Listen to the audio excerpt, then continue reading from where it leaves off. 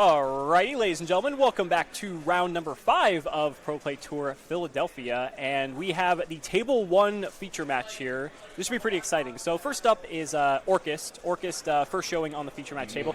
Not really a surprise that Orkest is able to compete at this level, but it's a very interesting opponent. Yeah, the opponent is the surprise.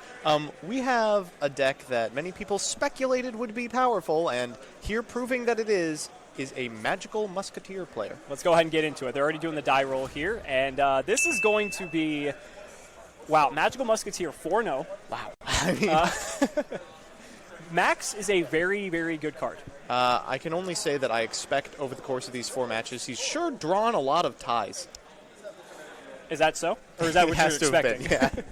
So Orcust is going to be starting off, though. So this will be interesting to see how Magical Musketeer fares going second. That was something that you were thinking that there's like the potential that the deck can go second, but obviously going first is far superior. We see an instant fusion for Winda from the Orcust player. Yeah, it's hard to tell. I mean, Max is a great card going second and not particularly going first, but I mean, giving Orcust the chance to go first is very frightening. Right, and Orcust, did suffer a bit on this most recent list here. Oh, just a little. Yeah, but losing the Rusty Bardish, however, at the same time, it's still able to play. Mermaid is still is legal compared to something like the OCG. Yeah. We're going to see Mermaid pitch a copy of Twin Twisters here to get the Nightmare out of the deck. Doesn't look like there's any response here from from Chris at the moment. He could still possibly use Ash Blossom for something like Harp Horror. Yeah.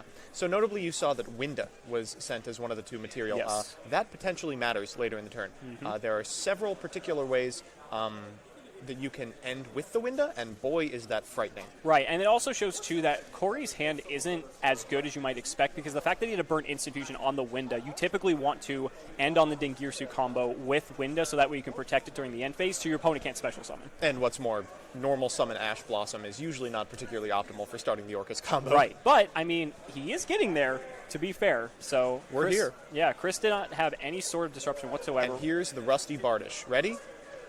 Wait. Just kidding. It's going to be a Long Girsu. Long Girsu, the new combo. We're probably going to see him go into the Topologic play. Probably. I imagine. Topologic's the new line of play for this deck, resulting in 2 board wipes? 2 board wipes, yeah. And boy, that's extremely rough to come back from. It's so funny to think, though, because we talk about board wipes a lot, how they're not really that powerful, but it really is that powerful. It's one of those things where before Orcust had all of the tools that they do have now with Orchestrated Nightmare, it was able to consistently make Topologic Bomber Dragon, but wasn't particularly good. It's a combination of access to Topologic Bomber Dragon, plus an undeniably powerful graveyard setup, plus the ability to recur it on the following turn, plus the ability to play it at instant speed that makes this so powerful. So interesting, Corey's actually opting to keep Dingirsu on the board and set 2, so that might forecast that he has, he actually searched the Crescendo out of his deck with the Galatea. No Babble. No Babble. So 2 other potentially decent cards in the back row there. Well, he's going to be happy that he kept the Crescendo. So there's the Caspar. Let's see the tides. 1, 2, 3. Oh, he's looking for it. It's Desires. Okay. Still pretty good. An exceptionally strong card to play onto the Caspar zone. So we're going to banish 10. Would you Crescendo this? Yeah, I would, but I also am not particularly good at YuGiOh. So Corey's going to go ahead and let the Desires resolve.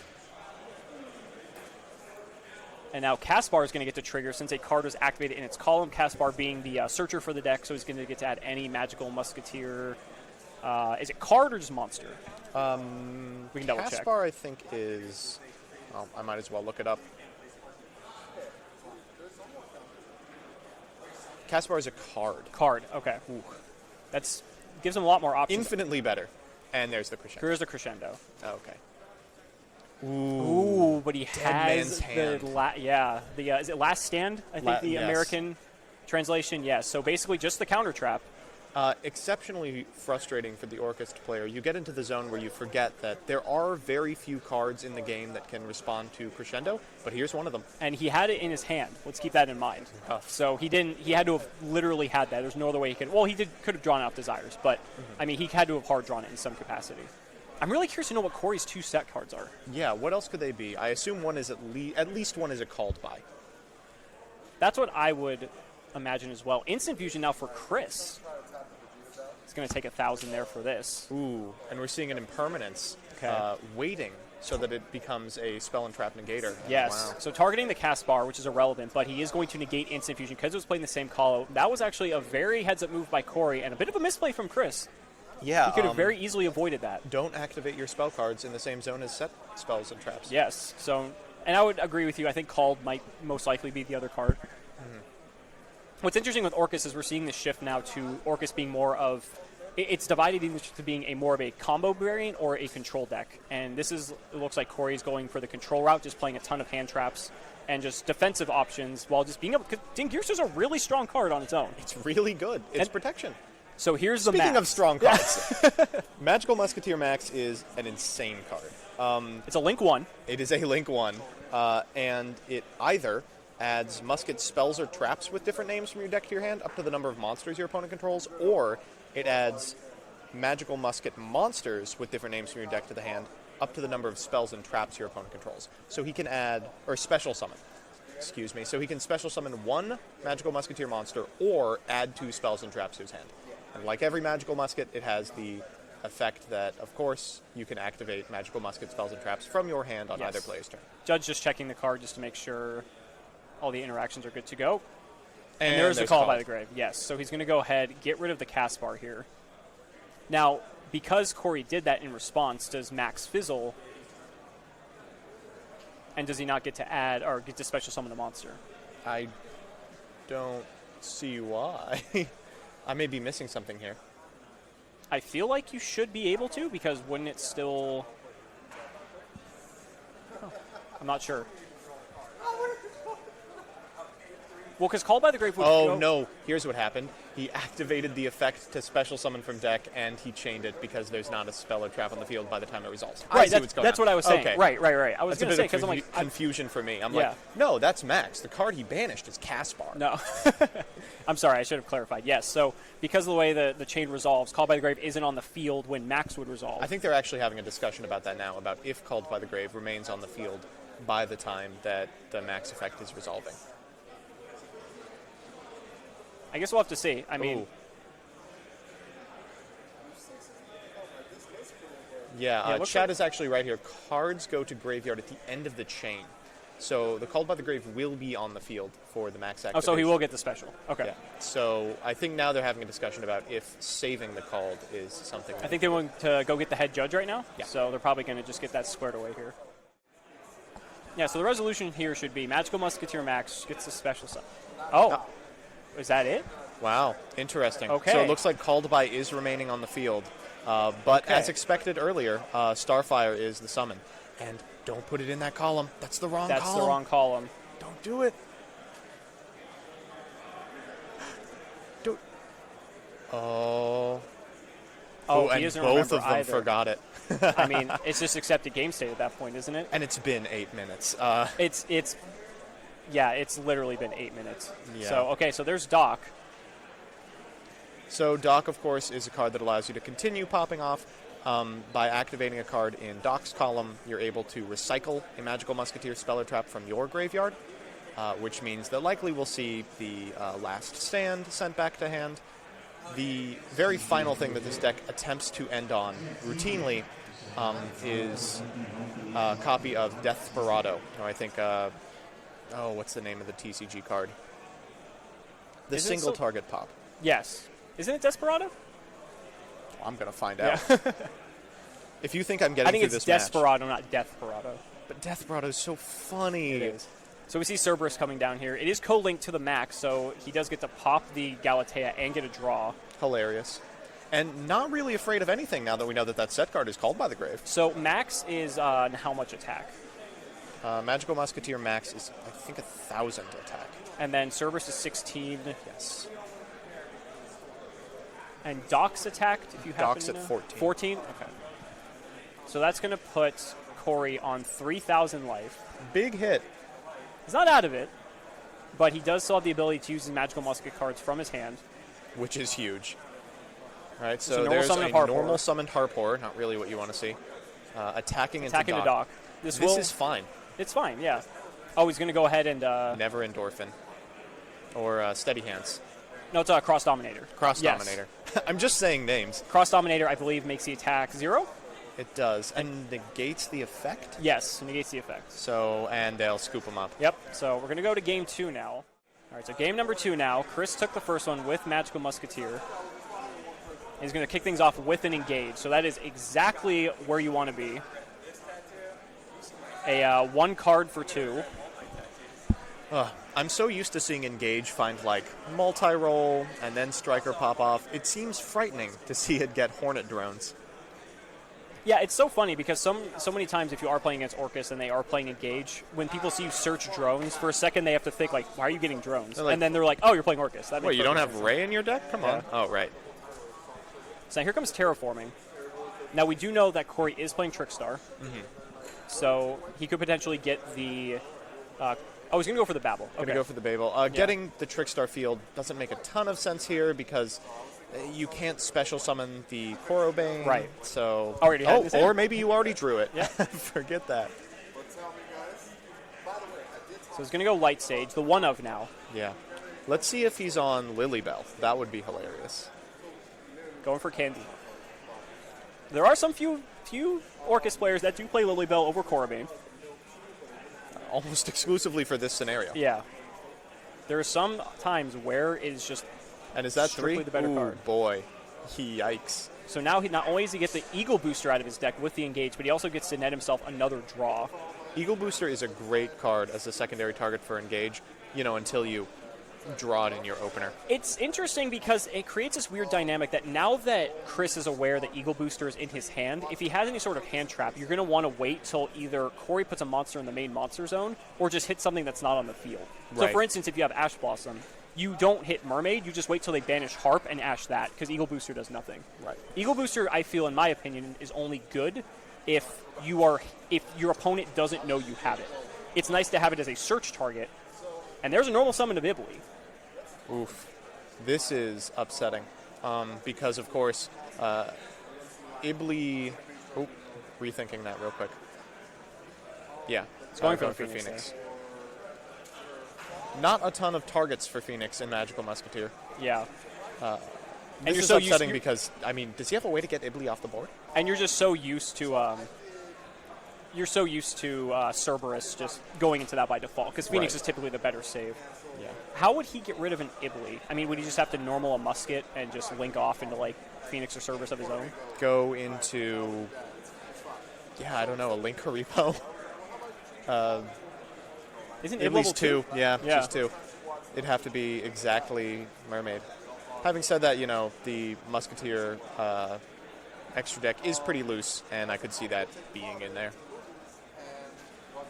So now we've got full combo. Yeah, dump Harp. Harp is resolved, so now he doesn't have anything to worry about here. He's going to grab Simple Skeleton. I'm sure Corey's board is going to look very similar to what we saw in Game 1. And Corey's just trying to quickly play through the combo here because... We've lost about 8 minutes. Yeah, well, they did get that back, to be fair. But especially for this part, there really isn't too much thinking behind it. The combo is the same. Very bread and butter. So this time we not only have Babel, but we also have Crescendo. Yes, which matters a lot. Because now all of his Orcust cards are quick effects, and then he will have the counter trap. One thing that the more control-style Orcust decks are doing, too, is they are actually playing 2 Crescendo. I don't know if Corey specifically is, but it's a trend I've noticed just because you are playing a slightly longer game, and having a second copy of Crescendo can just be a blowout in some instances, especially because Galatea can search it. So the only thing better than the first Solemn Judgment is the second Solemn Judgment. Yes. And a Solemn Judgment that is also a Rhoda for your deck. Yeah. Yeah. Very fun. So Corey taking a pause here. Longarisu doing a ton of work for us right now by effectively blocking off that zone that's affected by glare. Thank you very much. We stand a real one. Ooh. Dingirsu over the Galatea. That's interesting. I would think you'd want to keep the Galatea alive, but maybe he's thinking like the Longarisu live. There's a Foolish now. Oh, are we just making 2? A lot of one-ofs in his opening hand. He had the Light Stage, the Terraforming, the Foolish. 3 1-ofs in a 5-card hand. Gonna banish Wand to summon Harp, and then here we're probably yeah, gonna we see. are actually making the boy. Okay. Big topologic bomber dragon. So there's Bomber. Babel is online, so what's nice is that Dingirsu will be able to protect itself. So he's got the 2 disruptions, because Harp is going to banish itself to summon Skeleton. Bomber will trigger, nuke the board, and then Skeleton will be engraved, so then he can do that again next turn. No counter trap, though. That is true. Only Dingirsu made it out. He could potentially... Oh, there's a Desires. Let's see the Skeleton for Galatea to turn on the Crescendo. Oh, the Galatea's Well, under the Dingirsu. He could summon the Galatea after... Oh, no, you're right. Longrisu's the only one that's available. We can summon that off of the Skeleton. Still pretty good. Yeah. It's exactly as doable. He could also summon Skeleton to, he could summon Longirsu to the zone, the other extra monster zone, to shuffle something back. So that's like a pseudo interruption depending on the circumstances. So Desires for Chris. It was pretty good for him in game 1. See how it turned out this time. Didn't play into an impermanence column this time. Right. And we're going to see maybe an attack with Ib. Well, sometimes you got to do what you got to do. We're heading into Ding. All right. So Ib is going to attack into Dingirsu. Ib is on 0 attack, correct? Yes. Okay. So see if Corey has any other response here. Ib's going to die, Nope, so he's that's letting it happen. 2,600 damage going to Chris. Painful, but, you know, Necessary. you got to do what you got to do. But now Chris is able to special summon. Or just, like, summon in general. Yeah. But Where does it get him, though? I pose the following scenario to you. Normal summon Caspar. I will respond by nuking your board. Yeah. And then if you do anything else, I will nuke your board again. Now, Instant this is fusion. interesting. Okay. Instant Fusion is a removal spell that I don't think Topologic Bomber Dragon can deal with. Does Well- this fetch Ooh. the Longrisu from Graveyard? Can you crescendo monster effects? Yes. You can crescendo anything. So that, let's see if he pulls the trigger What's on this. interesting here is he could do the long Gearsuit play that we were saying. Oh, actually, so like what he would have to do, he'd have to do a really long convoluted chain because he would have to, Who's letting it happen? so he'd have to go like banish Harp, summon to the zone topologic points to nuke everything, detach something, then long Gearsuit resurrect with Skeleton, and then banish both of his 2 things in response. But that's obviously not going to happen because we're going to see a normal summon of Starfire, it looks like. Starfire, not really fantastic in terms of drawing. She doesn't work with Ties the Brethren, but she is Caspar at the end of the day, and really that's all you care about. Right. Starfire effectively special summoning from the deck. Okay. So here comes the we go. Skeleton, banishing the Harp. Oh, and there's a response. Yup. And that's the Cross Dominator, so that's going to negate the effect of Topologic Bomber Dragon. Not only will it negate the effect, it's going to find Caspar. That's pretty big. Oh, wow. And not to mention, Thousand Eyes Restrict is still online. Now we can Thousand Eyes restrict the Ding. You don't even have to get the Topologic Bomber Dragon. So there's Caspar. Instant Fusion just continues to amaze me with how such a powerful card it is. It hasn't even done anything. Yeah. There we go. So Thousand Eyes Thinking Restrict about it. targeting the Dingirsu. Yeah, you can have it.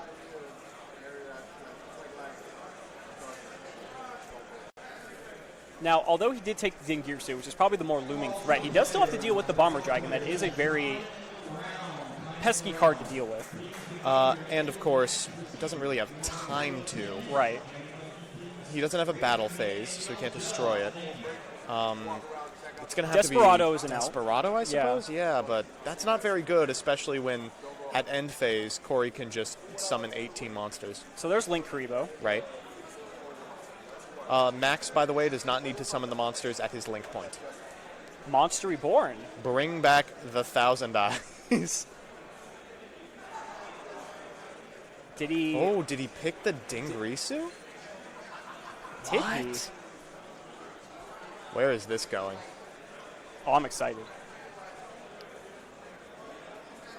And so now we're going to get a triggered effect. He's going to send the Babel.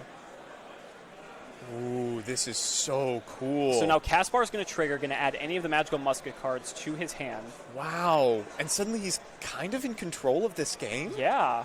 Wow. That's so huge, too, because now the Dingirsu's out of Corey's graveyard, so he can't even resurrect that with the Symbol Skeleton if he's able to clear it regardless. And you have, any number of cards get rid of the Topologic Bomber Dragon at this point. You can even do it in his draw phase because, of course, you're not worried about him responding with an instant speed monster to the main monster zone since he lacks Babel.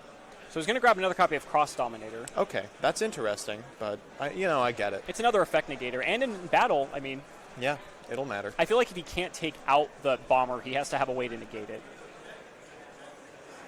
And that just might be the way that has to happen. Are we making Max? I think we're making Max. Heck yeah. Okay, so Starfire being linked off. There's the Max. So Max is crazy here. Max will get 2 summons. I don't know. He also could feasibly get 2 spells and traps. He will be doing this. Oh, he's going to get the summons. So here comes Doc. Now this is going to summon 2 Bomber's Arrow. Bomber, of course, effects are negated from Cross Dominator. So it doesn't matter, but... It does mandatory trigger. Yes, it does mandatory trigger. Full overlap.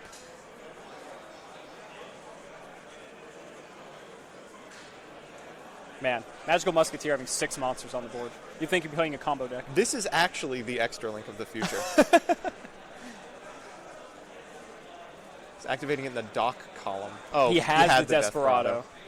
That's good. That's going to trigger Doc. Doc is the Graveyard Recursion. Yep. Tools. And he'll be adding back another Cross Dominator. Another one of those. And I believe he summoned Starfire to the zone that Bomber was pointing to, correct? That's correct. Okay. Yeah. So I think you just, pass here. Afterwards, you can use Caspar on your next turn. Just thinking about maybe going into a Nightmare. He could get a draw here. He could make a Phoenix, possibly pop one of the back rows. He is going for the Phoenix. He does get the draw too. Ooh, so. this is a little rough. I think you kind of have to read the crescendos, but thankfully he does not hit it. So there goes the Eagle Booster. That's kind of what I was saying about Eagle Booster earlier. As you saw, it really didn't do a whole lot. It was really terrible. It could potentially protect your combo, but again, that's one of the reasons why I'm not too much of a fan of that card. Ooh, we're Unicorn? going to Unicorn this copy. Is he going to spin back the of Symbol Skeleton? Symbol Skeleton. Wow. That is quite strong. Cleaning up the board here. Wait, so what's in the graveyard? He's checking right now, actually. There's a Nightmare. So Nightmare could still potentially just send the Symbol Skeleton back if he does shuffle that. But he would have to waste the Nightmare on that. I think there's an argument to, just go for the back row. We know that it's Crescendo. We don't want to lose when we activate Caspar's effect. And remember, guys, the card that has the glare on it on the top left of Chris's field is a Dingirsu. So even if Corey just attacks Symbol Skeleton into one of the monsters, he won't be able to get back a Dingirsu. He would need at least one other monster somehow, which, he could just go ahead and presumably Nightmare, target something, send, use Harp. He has the Cantina that he had on his previous turn as well. Right. But we don't know what else Chris has in his hand because all of his Magical Musketeer cards can be used from the hand. And this is a prime target for Cross Dominator. Yeah, so Cross Dominator is going to negate the effect of Cantina, make its and attack we'll and defense add 0. Desperado here? Yep. Yes. Wow, and what do you do from this position? Chris putting on a pretty good show here. This was kind of a clinic. Yeah. I'm impressed. It looked extremely over at almost every point of the game until we saw 6 monsters. So here we have a Link summon. Not many options. He's going to go for Cerberus, but that doesn't really do a whole lot here. Well, we pitched the saved the Core Cerberus Bane that for was something. in his hand. Yikes. He's going to go after the Caspar here. At this point, you're really just fine with it. Yeah. Doc allows you to activate on your opponent's turn, so who cares? So he's going to banish the Nightmare. That will allow him to send a Harp. Harp then could banish itself to special summon a second copy of Nightmare from the deck, so that could get him 1 extra material. He gets him the Orcust name, which is also significant. However, as soon as he goes into a Galatea, you just you Desperado it, and then there's no chance of Dingirsu doing anything. Well, hold up. What are Galatea's arrows? It's top right, bottom left. Does that point to Doc? No, it would point to Dingirsu. Still, it will be linked. But that just protects it from battle. Yeah. It does not protect it from card Long effects. is card effects. Yes. We can make Long Risu from here, though. You could, And it would be co-linked to something, so maybe that's the play. Oh, No, going for Galatea. there's Galatea. No. All right, so we death here probably. I think you Desperado here. He's thinking about it, but yeah. Yeah. We'll pull the trigger on that. He already used his Longirsu earlier, too, if you recall. Oh, you're in his right. initial combo. Wait, only on one? You've got to be on 3 Longirisu. Okay, so he's going to banish the symbol. Now he's thinking about Longirisu. Got about 4 cards remaining in the deck. Nope. Okay, so going for the Longirsu. There he is. He could use Longirsu's effect to reshuffle his banished cards, get some resources back. We'll be able to take care of the Unicorn. Which is, as we know, the most threatening card on the board. Of course. Looks like Corey's just deciding what exactly he wants to Return? return. I think that's correct because you can get Symbol Skeleton back if you make a Dingirsu. So you can keep that in rotation, and then it allows you to get the rest of your engine back. That's one of the things with Orkest is the resource management, especially if you go into a bit of a longer game, because that can, if you don't manage the resources of what's banished and what isn't properly, that can just be what kills you. Yeah, you just accidentally end up with, every play starter banished. Right. So are we attaching or are we sending? It looks like we're attaching. I think you would attach to keep the skeleton in rotation here. And plus the sends aren't great anyway. Well, what you can do is here... Oh, he's going to attack into the dock. Okay. Yeah. So, dock you said was 1,400? Yes. Okay. 16? Give me a sec.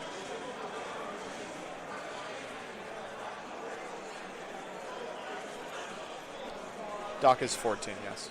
Oh, whoops. And it looks like that's where Corey's going to pass. Now, see, it's nice because having the skeleton in rotation... Wait, nope, chat's right again. You can't attack. Should we go stop them really quick? Nah, if the table judge will find it. He's looking at it.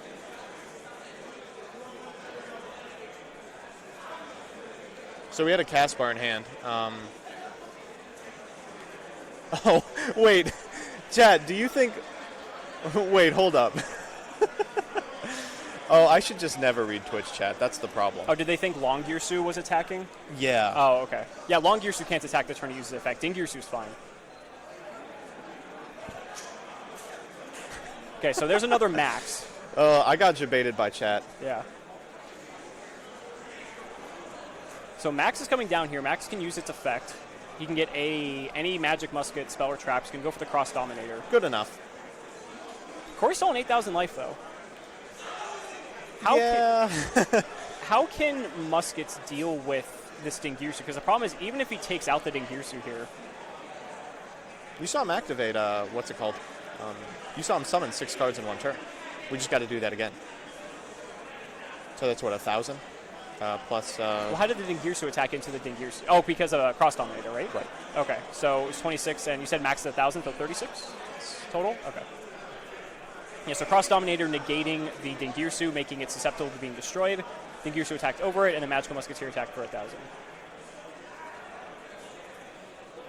Corey using the ever so seldomly used in-graveyard effect of Babel, potentially here. Yeah, Babel does return itself Yes. if you discard a card. Pretty good here because it allows all of the Orkests to not be responded to, kind of. Right. You go to banish, they respond by bringing them back. It's just so funny because that effect is probably used 1 in every 1,000 games. So he's going to resurrect the Longirsu here. You guys may notice the time is coming close here. However, these players do have about like a 5 to 8 minute time extension because of the fact that there was that judge call in game 1. So time is a factor, but not as big of a factor as it seems at the moment here. Chris must assume that he has the out here because otherwise you just scoop this game up and go to a game where you're going first. Right. Does Muskets have any way to burn? Well, Starfire is a 4. You get enough Starfires and you can make Like Cowboy. a cowboy. It's true. And if you're playing Musket, I mean... Oh, so we see Cross Dominator being used on the Longirsu here. Yeah.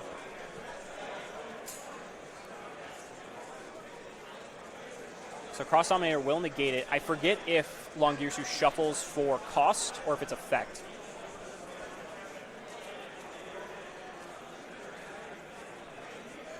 Oh, and he's going to Desperado in addition to that. Ooh, that's excellent. But isn't that a problem though? Because that can't be destroyed. Wait, hold up. It's linked. It's linked to the max. So Desperado. You should have waited for the chain to resolve. Oh.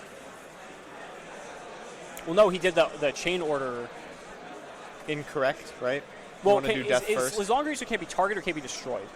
Can't be destroyed. Okay. Well, yeah, because I think you would have had to do the chain order backwards. You would have had to do Desperado first, followed by Cross. Followed by Cross Dominator, yes. So that could be a pretty significant misplay here. And if that's bad enough, just scoop them up and see if you can make it to something relevant in Game 3. And he has the Ash. Oh, man. So the Ash is going to stop. Has Subterra been doing well at this event? We haven't seen any yet, but if you need to justify your purchase of 3 Extravagance, there's tons of ways you can do that.